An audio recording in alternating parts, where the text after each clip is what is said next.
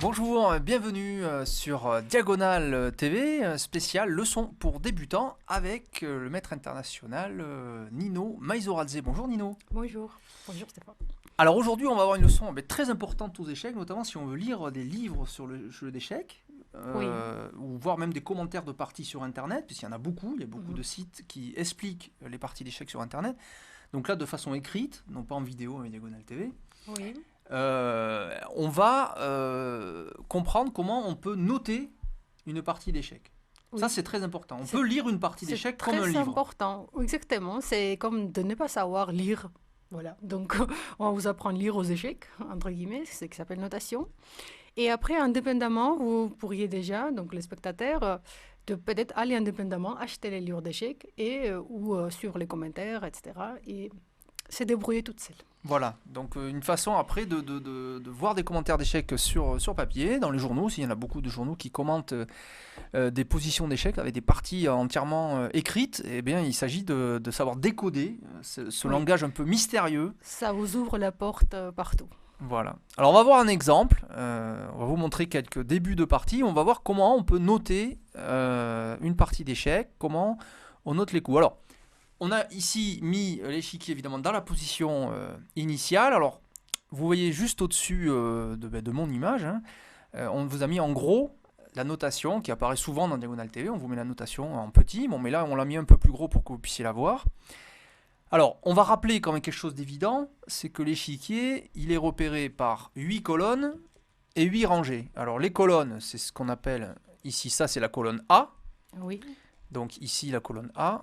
Ensuite B, C, D, E, F, G, H. Donc ça, on appelle ça les colonnes de A donc jusqu'à H. Et les colonnes se notent comme ça. Et les rangées sont notées ici, donc comme à la bataille navale, comme ici, comme 1, 2, 3, 4, 5, 6, 7, 8. Donc ça, c'est important. Voilà, donc les rangées 1, 2, 3, 4, 6, 7, 8, ici vers le haut. Donc les noirs sont toujours sur les rangées 7 et 8. Et les blancs sur les rangées 1 et 2. Au départ, c'est toujours comme ça. Voilà. Et A, B, C, D, E, F, G, H. Voilà, donc ça, c'est important. Alors après, une fois qu'on connaît ça, eh bien, on peut noter une partie d'échecs. Alors, comment on va expliquer ça, Nino ? Déjà, bien sûr, il faut connaître les noms des pièces. Vous pouvez voir les autres cours de Stéphane et moi si vous ne savez pas encore. Donc, en général, on va prendre les premières lettres de la dénomination d'une pièce. Par exemple, cavalier, ce sera tout simplement grand C. On écrit en grand les lettres. Par exemple, le roi, ce sera R. Dame, T, etc. La tour, Alors, T. Voilà, pour ne pas confondre avec les cases, par exemple D, comme pour dame, on pourrait confondre avec une case sur la colonne D, on va mettre un grand D. Voilà, c'est pour ça aussi, oui, ça facilite, parce qu'il y a un grand, et en plus, ça va aux premières.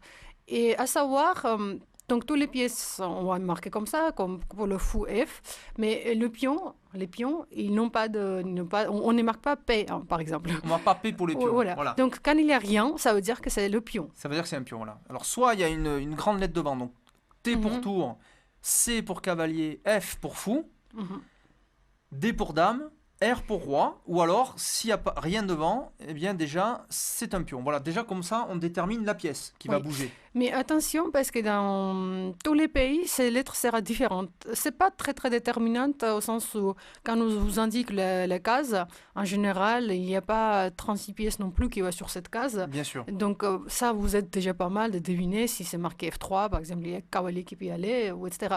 Parce que, par exemple, vous voyez en anglais, et d'ailleurs, je crois qu'on a en anglais ici. Oui. Donc, en anglais, ce sera les autres dénominations, ou en russe une autre, en géorgien une autre, etc. Bien sûr. Donc, ça varie par rapport à tous les pays. Quoi d'autre? Il faut vous dire également qu'il y a deux façons de notation, à l'ancien et nouveau plus raccourci, ce qui est de nos jours plus utilisé. Alors on appelle ça notation algébrique. Je ne sais pas. Si, c'est algébrique. D'accord. Voilà. Et donc, à quoi il consiste, Stéphane? Je te laisse la parole. Alors oui, donc on a parlé de cette lettre devant. Alors évidemment, ça va dépendre de la langue. Ici, en l'occurrence, c'est vrai que l'exemple est en anglais, mais enfin, on vous a dit les lettres en français, c'est ça qui compte si vous lisez des livres en français, mais il y en a beaucoup en anglais, bien sûr.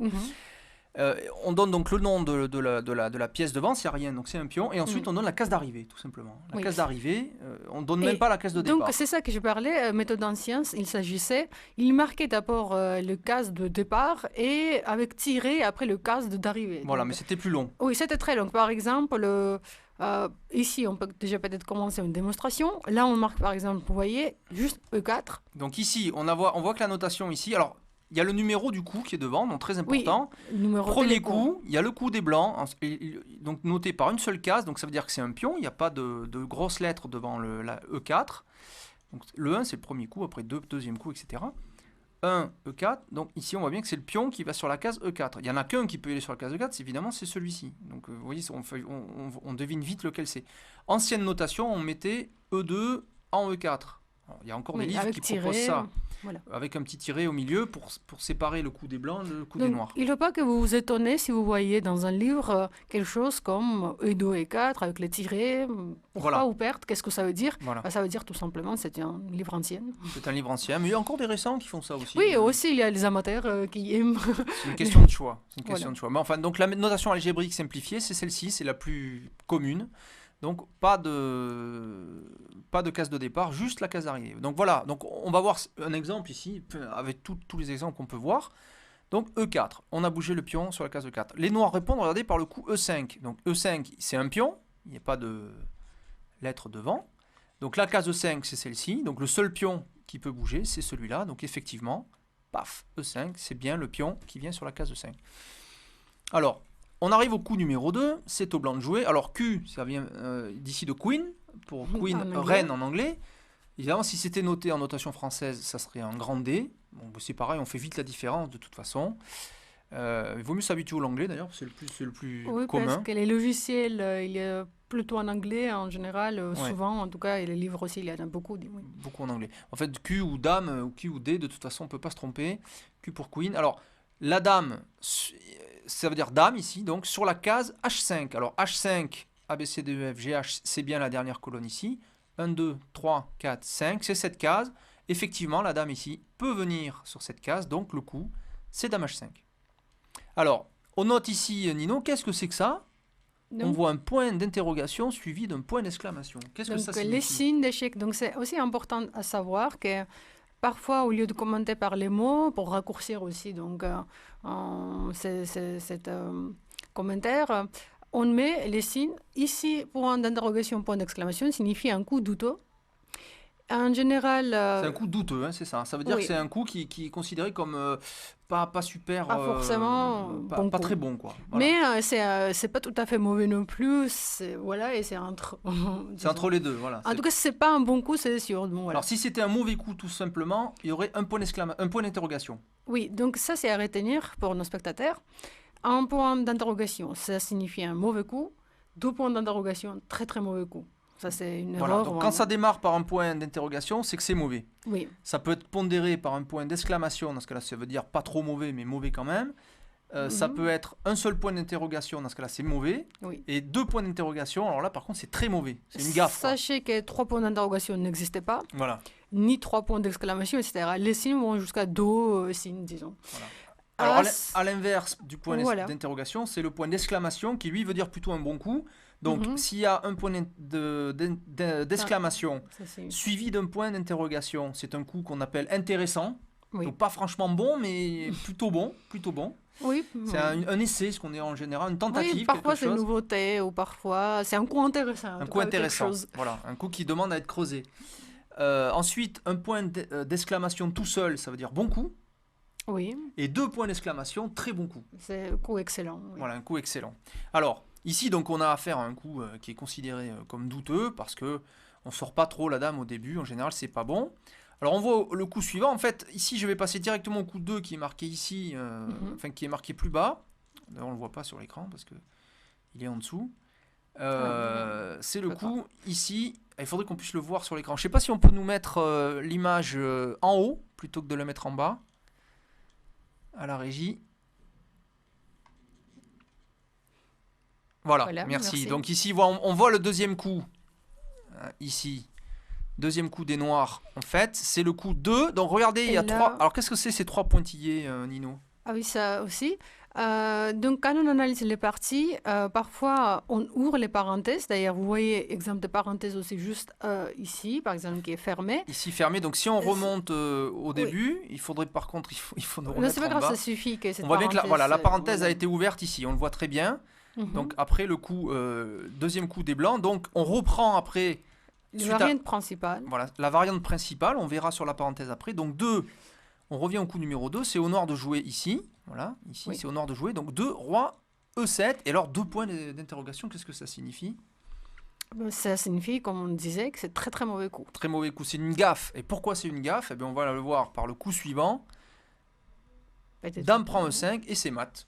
Alors c'est mat, et regardez, c'est marqué le mat par ce petit sigle Une ici. sorte de dièse. Donc dame prend, hein, on voit bien dame prend la case 5, dame prend, alors ici, prend c'est le multiplier, ça c'est important à noter aussi. Donc, oui. Multiplier ici, ça veut dire prend.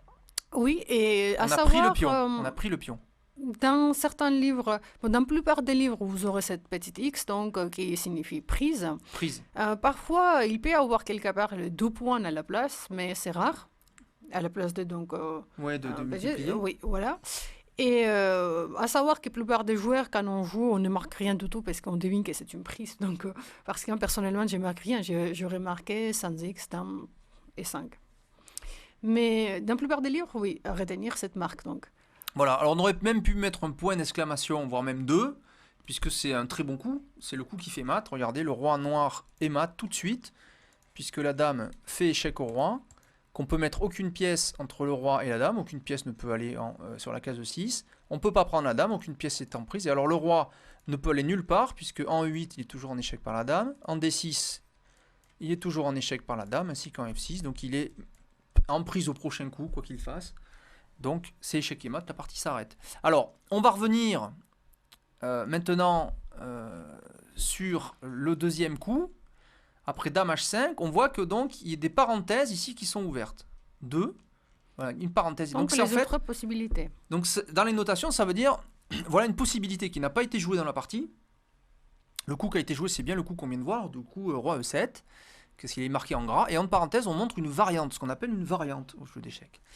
Alors, deuxième coup des blancs. Alors, N, c'est l'appareil, c'est la signification anglaise. Knight. En français, on aurait mis C. Le N veut dire en anglais knight, comme chevalier, en fait. Et donc, ça signifie le cavalier, en fait. Cavalier, alors ça veut dire cavalier sur la case F3. S'il n'y avait pas eu le N, ça aurait été le pion qui serait venu sur la case F3. Vous voyez, le pion. Il y a 3 pièces qui peuvent aller sur la case F3 ici. Soit le pion F2 en F3, soit le cavalier G1 en F3, soit éventuellement la dame pourrait revenir aussi sur la case F3. F3. Donc alors après 1, E4, E5, au lieu du coup 2, dame H5, on choisit le coup knight F3, donc cavalier sur la case F3. Voilà l'idée. Alors la réponse des noirs, vous voyez, c'est cavalier N aussi. Sur la case C6, alors A, B, C, 2, 3, 4, 5, 6, c'est cette case-là. Quel cavalier peut aller sur cette case? Il n'y en a qu'un, c'est celui-ci, puisque l'autre est beaucoup trop loin. Donc, il n'y a pas d'ambiguïté, c'est bien cavalier C6. Troisième coup des blancs, alors en français ça aurait été un F, ici c'est en anglais, mais on comprend vite, hein, puisque le B ça veut dire bishop, et en anglais c'est bien le fou. En plus, c'est la seule pièce qui peut aller sur cette case. Voilà, fou sur la case ici C4, alors A, B, C, 2, 3, 4, c'est cette case. C'est ce fou-là. De toute façon, l'autre fou, il est enfermé. Vous voyez, c'est assez facile en général. On ne peut pas se tromper, surtout avec les fous de toute façon, puisqu'il y en a un sur case noire, sur case blanche. Donc on ne peut pas se tromper. C'est une case blanche, donc ça peut être que celui-ci. Donc ce fou doit venir sur la case C4. Et voilà, c'est effectivement le coup qui est joué. Alors les noirs répondent par le coup fou C5. C'est pareil, on voit du moment qu'on a trouvé la case C4, la case C5, elle n'est pas difficile à trouver. Quel est le fou qui peut y aller? Évidemment, c'est le fou F8. Qui peut venir sur cette case, donc fou C5. Vous voyez, c'est très simple. On continue la partie. Donc vous voyez, alors ici N, comme vous avez compris, c'est le mot anglais knight C3. Regardez, c'est la case ici A, B, C, donc colonne C, et 1, 2, 3, c'est bien la case ici C3. Vous voyez que on voit bien la bataille navale. Et on voit tout de suite que l'autre cavalier de F3, il ne peut pas venir sur C3. C'est pas celui-là, parce qu'il est un peu ça ne court. fonctionne pas comme ça. Voilà, donc c'est bien celui-ci, cavalier C3. Voilà. On continue. Regardez la partie. Donc les noirs répondent par le coup cavalier F6. Donc c'est bien la case F6 ici. Knight F6. Voilà, c'est bien l'autre cavalier qui vient sur la case F6. Et alors là, maintenant, 5, Nino, il y a Et qu'est-ce que c'est que ce donc 0-0 ? Alors 0-0, ça veut dire quoi ? Et donc, voilà, c'est une annotation spéciale, ça veut dire roc, petit roc. Petit roc. À retenir, donc vous faites 0-0, ça signifie petit roc, alors que pour grand roc, on va descendre, vous allez voir plus tard, On va le voir ce plus tard. sera 0-0, 3-0, 3-0. avec 2 tirés. Voilà, donc 0-0 petit roc, triple 0 grand roc. Et effectivement, on voit bien que les blancs peuvent faire le roc. C'est le coup qui est proposé. Enfin, c'est le coup qui est marqué dans la variante. Donc petit roc. Maintenant, les noirs répondent par D6. Regardez, il n'y a pas de pièce marquée devant D6. Donc c'est un pion sur la case D6. Sinon, seul le fou aurait pu venir sur la case D6. Mais il n'y a pas marqué fou D6. Hein. Il y aurait marqué F ou plutôt B en anglais ici, mais ou F en français. Donc D6, c'est bien le pion. D7 qui vient sur la case D6. 6, D3, de la même façon, les blancs jouent le coup D2, D3. Hein, le pion de D vient sur la case D3, puisqu'il n'y a pas de pièce marquée au 6e coup. Les noirs répondent ici par le coup Bishop en G4, Fou en G4, en français on aurait mis un F. Le Fou C8 vient sur la case ici G4, hein, je vous rappelle, 1, 2, 3, 4, 5, enfin pardon, A, B, C, D, E, F, G, 1, 2, 3, 4, c'est cette case-là, Fou G4. Voilà, donc c'est facile. Les blancs répondent maintenant par 7 par le coup, Fou, Bishop sur la case E3. Alors la case E3, c'est bien ABCDEF, ABCDE, pardon, 1, 2, 3. C'est cette case-là, donc c'est bien ce Fou C1 qui vient sur la case E3. Et on marque, regardez, ce qu'on a dit tout à l'heure, point d'exclamation, donc ça veut dire que c'est un coup plutôt bon. Hein, tout ce qui démarre par point d'exclamation, c'est plutôt bon. Suivi d'un point d'interrogation, donc bon, mais un tout petit peu douteux, on dit que c'est intéressant. Voilà. Oui, c'est intéressant. C'est pas forcément bon non plus. C'est plutôt vraiment un coup intéressant. C'est un coup intéressant. Là, les noirs répondent par le coup Fou prend, hein, donc toujours le multiplié prend la case 3. Donc là, par contre, marqué avec un point d'interrogation, plutôt un coup douteux. Alors pourquoi douteux ? C'est pour des raisons stratégiques, parce que les blancs répondent ici par le coup F. Alors F prend E3, donc ça c'est un peu différent. C'est pas un grand F. Vous voyez, donc c'est pas un fou. Ça veut dire que c'est une pièce qui se trouve sur la colonne F. Alors A, B, C, D, E, F. Qu'est-ce qui se trouve sur la colonne F et qui peut aller en E3 ? C'est bien le pion. Donc ça veut dire que c'est le pion de la colonne F qui peut aller en E3. Donc là, vous remarquez la différence de vraiment, il faut bien marquer avec petit ou grand lettre parce que ça peut changer tout. Là, si c'était un grand lettre, si c'était en français, ça donne déjà fou et 3 à la place et puis on prend les 3. Bien sûr. Donc là, c'est un petit. Hein. Tant que c'est petit, c'est soit une colonne rangée, soit un pion. Voilà, donc F prend E3. Les noirs répondent par Queen D7. Hein, Queen D7, donc dame D7. Donc la dame D8 vient sur la case D7, ici. Voilà, c'est le coup. Maintenant, les blancs, j'allais dire les Français. Les blancs répondent par le coup, regardez, dame E1. La case de E1, c'est celle-ci. Donc effectivement, la dame ici peut venir sur la case E1. Dame E1. Et là, on a le fameux grand roc. Grand roc dont tu as parlé tout à l'heure. Grand roc. Donc là, vous retenez comment marquer grand roc avec très simple, avec donc triple 0. Voilà, regardez, les noirs peuvent faire deux rocs. Le petit, de ce côté-là, ou le grand, du grand côté. Le roi se déplace toujours de 2 cases. Mais pour distinguer les deux, eh bien ici, on met triple 0, donc ça veut dire qu'il va roquer de ce côté-là. Si on avait mis que 2 0, il aurait roqué de l'autre côté. Voilà, donc ça a été le choix des noirs. Les choix ont roqué de ce côté-là. Donc, j'espère que vous avez bien compris comment marquer. C'est assez simple. On va terminer pour vous peut-être avec un joli exemple, un math très populaire. On va vous montrer le math du berger, qui est un math très populaire. Ici, on a vu une première variante avec 2 cavalier F3. Et toujours dans les parenthèses, on a une deuxième variante avec toujours le 2. Regardez, on retrouve bien le deuxième coup. Donc, il faut remettre la position à la fin du premier coup. Vous voyez ? On remet la position à la fin du premier coup. On revient ici dans la deuxième variante qui est proposée. Là, on a vu une première variante. La deuxième variante, c'est dame F3. Et là, vous remarquez à quel point c'est important de numéroter les coups. Parce que si on n'avait pas ici mis Do, et, par exemple, quand c'est marqué, on n'aura pas compris dans quel moment on doit faire cette alternative. Eh oui. C'est très important que vous marquez bien 1, 2, 3, etc. Voilà, exactement, pour savoir de quel coup il s'agit dans la partie ou dans la variante qui est proposée. Donc on propose, hein, en fait, c'est toujours une variante qui propose de Dame F3. Les noirs répondent par le coup cavalier et knight en anglais, cavalier sur la case C6, donc c'est cette case-là, donc cavalier C6. Le cavalier B8 ici vient sur la case C6. Les blancs font le coup fou C4, un coup qu'on a déjà vu. Fou C4, facile. Et là, les noirs jouent le coup N D4, donc ce qui veut dire knight D4, cavalier sur la case D4. La case D4, c'est celle-ci. Effectivement, le cavalier C6 peut venir sur la case D4, avec 2 points d'interrogation, qui veut dire une gaffe, comme on l'a dit tout à l'heure. 2 points d'interrogation, ça veut dire très très mauvais coup. Mauvais et encore plus mauvais. Ça veut dire, vraiment très mauvais. 2 fois mauvais. Alors pourquoi 2 fois mauvais? Eh bien parce que les blancs répondent par un bon coup, vous voyez, qui est noté ici par un point d'exclamation. C'est le coup. Regardez, dame prend, hein, le multiplier, prend la case F7. Et on voit bien mat marqué ici, le dièse, ça veut bien dire mat. Point d'exclamation, bon coup. Effectivement, la dame peut venir prendre la case F7. Voilà, et on vérifie bien, c'est mat. Pourquoi? Parce que le roi noir est en échec de la dame, évidemment. On ne peut pas prendre la dame, il n'y a pas de case entre le roi et la dame, on ne peut rien mettre. Et on ne peut pas prendre la dame F7, pourquoi? Mais tout simplement parce que le fou C4 attaquerait le roi. Donc le roi se mettrait en échec, c'est pas possible. Et la case 7 n'est pas non plus disponible puisque la dame fait échec. Donc voilà, le roi noir est échec, il ne peut pas parer l'échec, c'est échec et mat, fin de la partie, victoire des blancs. Donc on peut même marquer d'ailleurs le score en général, on met 1-0 hein, quand c'est des blancs qui gagnent. Oui, avec tiré, petit tiré au milieu, en principe 2 points. Plutôt ce sera 1-0, ça signifie que les blancs ont gagné. Ou au contraire, 0, petit tiré 1, que c'est les noirs qui ont gagné. Voilà, donc 1-0, les blancs gagnent, 0-1 les noirs, et un demi, quand on met un demi, ça veut dire effectivement partie nulle. Vous aurez a obtenu un moitié de points. Facilement compris. Voilà, donc vous pouvez revoir cette émission calmement.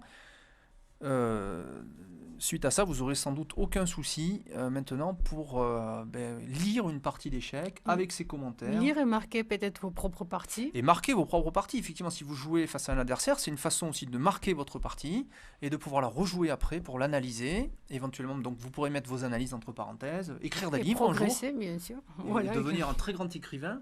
On peut noter des grands livres d'échecs. Hein. Alors, il y a mes 60 meilleures parties de Bobby Fischer. Oui. Il y a le bréviaire des échecs de Tartakover. Oui. On peut citer quoi encore? Bronstein peut-être. Bronstein, l'art du combat, c'est ça, voilà, l'art du combat aux échecs. Le tournoi de Zurich 1900. Quand on vous conseille donc tous ces livres, ou peut-être pour vous pour l'instant, si vous êtes débutant, quelque chose de plus simple encore. Oui. Alors il y a aussi les livres historiques comme l'analyse du jeu d'échecs par Louis-André Danic en Philidor qui date de 1800, enfin même de 1700 et quelques. Donc voilà, des très vieux livres aussi. Vous allez retrouver des notations un peu anciennes, mais on va retrouver des concepts équivalents. En tout cas, à partir d'aujourd'hui, toutes ces possibilités sont ouvertes pour vous. Voilà. Alors allez-y et pour saisir cette opportunité. Voilà, et pour lire vos parties d'échecs, que ce soit sur des livres ou sur Internet. Voilà, donc c'est fini pour cette leçon spéciale notation du jeu d'échecs. Et vous voilà armés pour lire toute la littérature échiquienne, et il y en a beaucoup. Merci Nino. De rien, au revoir. Au revoir.